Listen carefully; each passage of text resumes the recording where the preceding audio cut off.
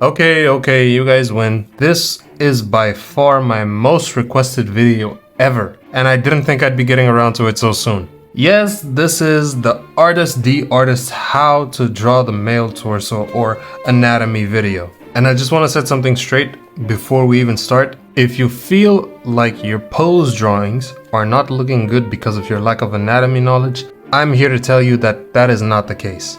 You do not need good anatomy to be able to draw good poses. If you're struggling with pose drawing, then the thing that you need to improve is your gesture drawing. And there are millions of tutorials on YouTube for those, so just look one up. It won't take that long. Oh, and by the way, the drawings in this video were mainly inspired by DD Markk. I'll leave a link to his channel down below.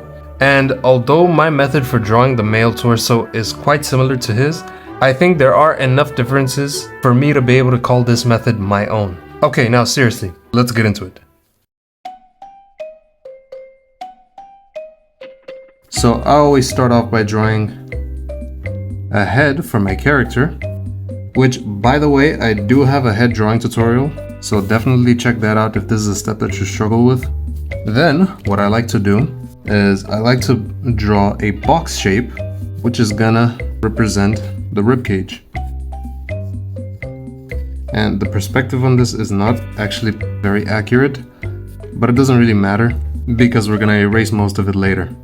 Then I draw a tiny tube from the bottom of this box shape, and then I draw another box shape below that, until I have something that kind of looks like this. Two boxes, the top one being the larger one connected by a small tube. And actually my tube is off center, so I'm gonna redraw that. Now I see that my entire box is actually off center. But to be honest, it doesn't really matter. It doesn't have to be perfect. So from here, I draw 4 circles at the corners of each of the boxes. And then from here, I use lines to hint at the skeletal structure of the limbs. Then from here, I like to rough in the shape of my rib cage. So this rectangle shape is going to be my sternum. I'm going to draw a circle shape, which is where my neck is going to connect. And then I'm going to draw the rest of the rib cage. Then from behind the rib cage, I'm going to draw 2 triangles, and these are supposed to represent the scapulas. Okay, now that I've looked back on it, it's kind of pointless to draw the scapulas because in this video we're only focusing on the front and side view and we're not going to be doing any of the back muscles. But if you're drawing the torso from the back, then yes, that is an important step. Just not in this case, unfortunately. And by the way, I just want to say that I didn't study anatomy, so some of my drawings might be anatomical inaccuracies. Just keep that in mind as we go through the video. From here, I like to turn this box shape into more of an underwear shape, just so I can kind of have a better idea of what the pelvis is supposed to look like. And pretty much this is as far as I know when it comes to skeletal anatomy. I don't even know if that's a word, but whatever. My point is that you don't need to be an expert in all of this anatomy business to be able to draw cool characters. From here, I lightly erase all of the sketches, just enough for me to be able to see them and draw over them.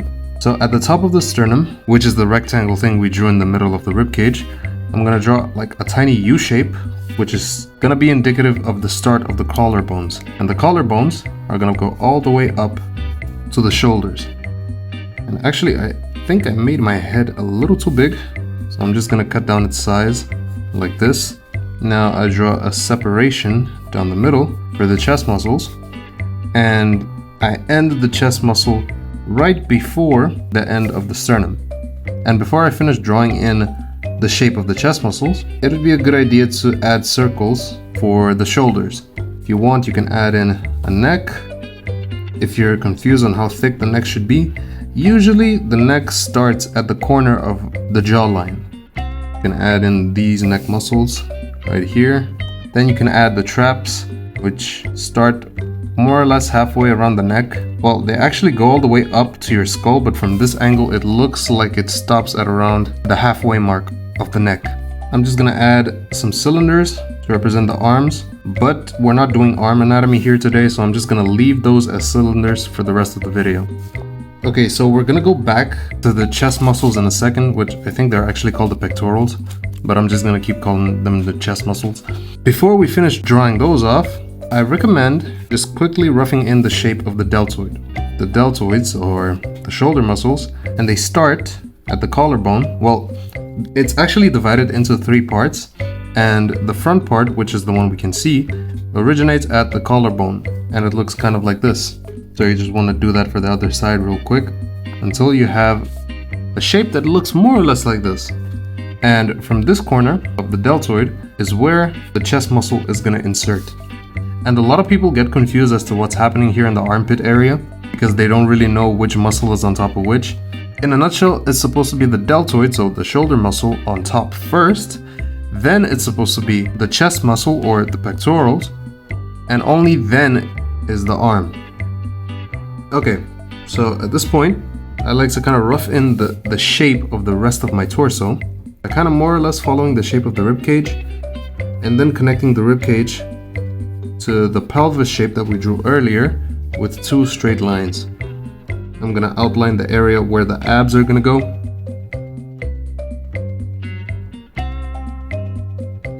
And I'm gonna mark where the separations are gonna be. And if you want, you can add the middle line.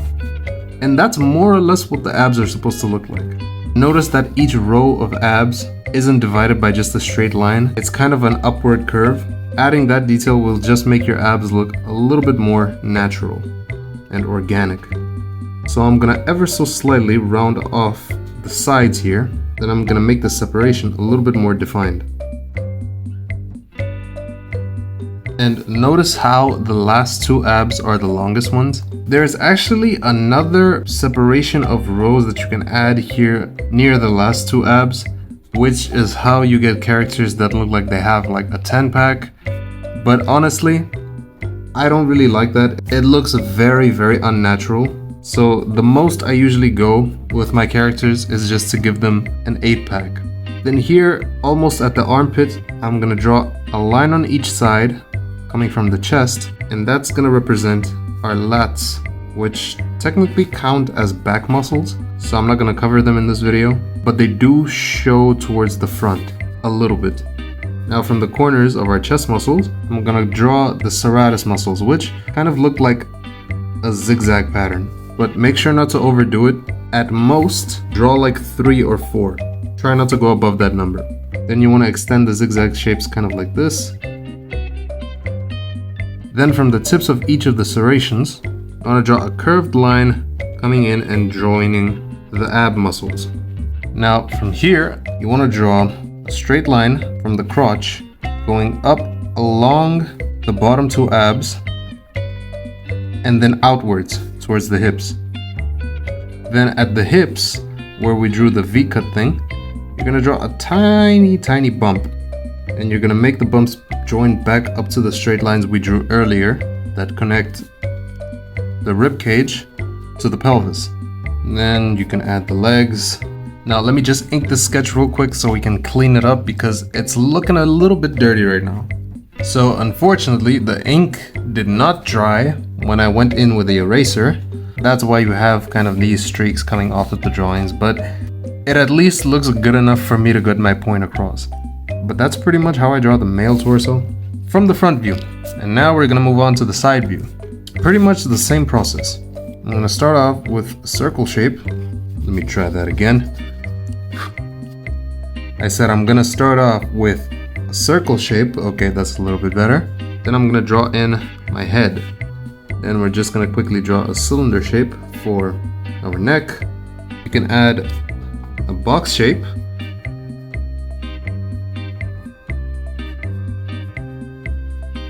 Then I'm gonna add another box shape for the pelvis. Add the circles for the joints of the limbs. And from here, again, I'm gonna lightly erase. And using the box shapes as a guide, I'm gonna rough in the shape of the rib cage. And again, I'm gonna rough in my underwear shape. Now I'm gonna add a circle shape for the shoulder, and then a cylinder shape right below that for the arm. By the way, notice how the back is not really straight. It kind of forms like an S curve. So from here again, just 2 lines connecting the pelvis to the rib cage, or I guess the rib cage to the pelvis, whatever. Now I'm gonna draw in the deltoid, and then the chest. Then I advise you also add neck muscle here, which by the way goes behind the ear. Then again, outline where the abs are gonna be. But don't forget, since the rib cage is concave near the ab areas, the abs also need to follow the contour of the skeleton.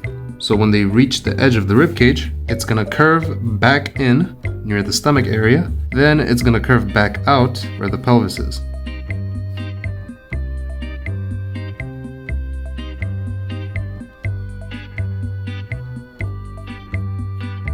Then I'm gonna add a line coming down from the chest, going behind the arm, and that's gonna be the lateral muscle, which again, technically is a back muscle, so we're not gonna cover it in this video. And I actually forgot about this. You can also draw in the traps, which look a little something like this. They start from the back of the head, and they curve around to your shoulders. So then again, from the corner of your chest, you're gonna draw this kind of zigzag shape for the serratus muscles, but make sure that the serration does not go outside the boundary of the rib cage. And again, don't draw more than 3 or 4. Then you want to draw lines that extend from each of them and meet back at the abdominal muscle. And that's pretty much it. I think I can actually go ahead and ink this now. I'll bring you guys back after I finished inking this. Okay, so I have to apologize because you might notice that the light direction is changing a lot in this video, but that's because this video is being recorded over several days because life is just a little complicated right now. I cannot sit down to record a full video all in one go, so you'll have to forgive me for that. Anyways, that's basically how you draw the male torso. And now I'm gonna do a time lapse of a few more examples of the male torso from a few different angles and in a few different poses. Look at you, you shameful, shameful viewer. Watching all the way up until this part of the video and you still haven't dropped a like and a sub. How dare you? You should be ashamed of yourself. No, but in all honesty, if you've watched this far into the video, please just drop a like and subscribe. It would mean a lot to me. It would help the channel out tremendously, especially since we're on this insane winning streak right now. Like literally as I woke up to edit this video today, we just crossed 1.5k subscribers, which I am so thankful for. I feel like I don't express my gratitude enough for you guys. So yeah, thank you, and let's keep this momentum going. Okay, so there are a few more tips that I want to include before I end off this video, which are very important, so stick around, do not leave the video yet, please. Anyways, tip number 1 is supposed to help you if you're having trouble figuring out the proportions of the torso. Basically, you want to make your ribcage at least big enough to be able to fit your character's head inside of it once. Now, depending on how built your character is, it might be bigger, or if your character is like very young, the ribcage might be smaller. Tip number 2, if you're having trouble roughing in the shape of the ribcage after you've drawn the box shape, try drawing an oval before you actually go in with the finalized ribcage, just so it's easier for you to visualize it. And you might be asking, well, if I was gonna draw the ribcage to begin with, why would I even draw the box shape? Well, you'll find that posing your characters with an oval shape is actually a lot more difficult than it sounds. This is because the oval, unlike the box, does not have different planes. In other words, if you use a shape that has distinct planes, say a box, it's going to be a lot easier to be able to pose your characters, rotate them, and orient them in different directions than if you were to use a vague shape like an oval. And the last tip that I have for you guys is to always use references. Well, yes, all of the drawings that you're seeing in front of you right now were all made with references. Using references is not a crime, and it does not make you any less of an artist. Anyways, that's it from me. If you want to learn a technique that can help you massively improve your art right now, then click the video on screen.